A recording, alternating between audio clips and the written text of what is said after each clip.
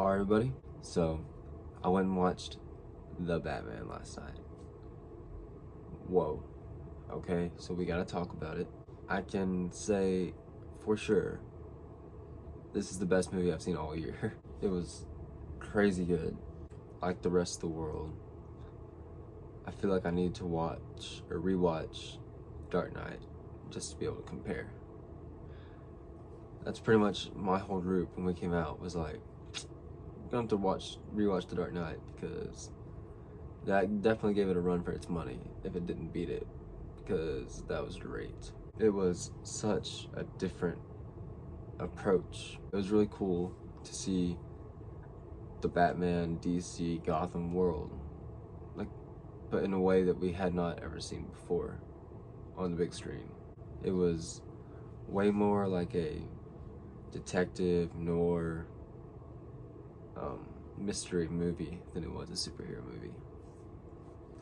And I remember when there was first talks about it, I remember they're saying that in other Batman movies, it's a Bruce Wayne movie and he becomes Batman when he needs to. And in this movie, it was gonna be Batman's movie and he would be Bruce Wayne when he needs to. And that's accurate because he's in that costume like the majority of the movie. Let's talk about the cast. Robert Pattinson, I think, did a great job as Batman. I don't have a lot of reference for him. I think I've only seen him in the Harry Potter, as little as he's in that. I don't think I've seen him in anything else. Oh, that's not true. That's not true. He was in Tenet. He did a good job in Tenet. And he was in that Netflix movie with Tom Holland. Zoe Kravitz does great as Catwoman. I liked her Catwoman a lot. I didn't know until like a couple days before this that she was Lisa Monet's child. How have I not ever just guessed that? I don't know. Colin Farrell totally like steals the Penguin role, and it's like you still like can't even tell it's him in this weird way. I think his series is gonna be interesting. I think it's kind of weird that a Penguin series got greenlit. I also thought it was weird that they were making a Peacemaker show, and I loved that. So Jeffrey Wright as Gordon was really good casting. Loved that. I knew he would be too because he's awesome. I'm very excited to see more of him. And the Riddler, whose actor's name just slipped my brain because that always happens when I'm doing video.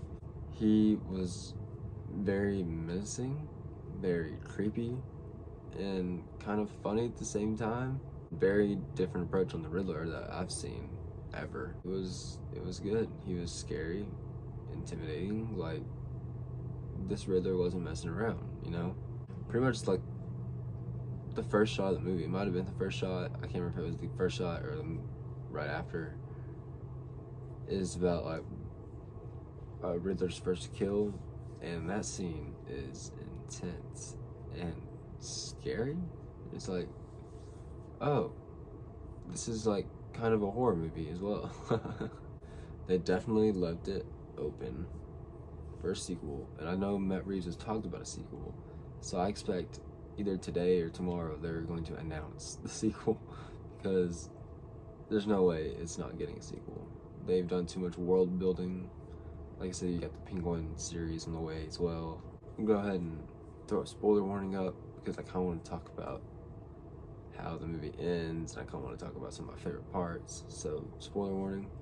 I really liked at the end of the movie how he like became Batman. It's like he was Batman, but he was out there like, he was vengeance though. And then by the end of the movie, he realized that Gotham needed a hero. That whole monologue with him, and he's like also rescuing the people, and it's just beautifully shot. Like, I love that. Some of my favorite scenes is of course the car chase scene with Penguin. I saw it in IMAX, so it's like when that car revved up, like, I don't know, that whole time when they're like hitting cars and the whole thing was like, it was intense. And it ends, you know, with that slow motion walking upside down, approaching from the trailer, and that is just beautiful. Another one of my favorite scenes was when he was like, you remember where he was at, like in the subway or like in a hallway, but he was taking out these people with machine guns, and it was like pitch black, so you could only see when being shot. It was like when they were shooting, it like looked strobe lightish, and he was like taking them all out. That was really cool. And then also, like as I was saying, the very end with the monologue, the opening monologue. It's one of those ones. It's like, man, I would rate it 5 out of 5 stars, because like I can't think of anything that I didn't like about the movie, but it might come to me. But like, it was like pretty much dang near perfect. One thing, just to like say it because I did. In the theater, I was thinking that like they almost did like the Amazing Spider-Man treatment to it, where like this whole conspiracy is because of his parents. I just thought that was funny. In Amazing Spider-Man, that's something that people want to complain about. It was like, oh, we don't care about Peter Parker's parents. They shouldn't even know what is all this. What is the side story of his parents? And then in this, like, all this is pretty much happening because something Thomas Wayne did. Or not all of it, but a lot of it. I don't know. I just found some similarities with the way that Robert Pattinson played Batman and Andrew plays Spider-Man. If you've seen The Batman, let me know what you thought. If you haven't seen The Batman, go watch it and then come back and tell me what you thought. Hit the like button, subscribe, and I'll see you next time.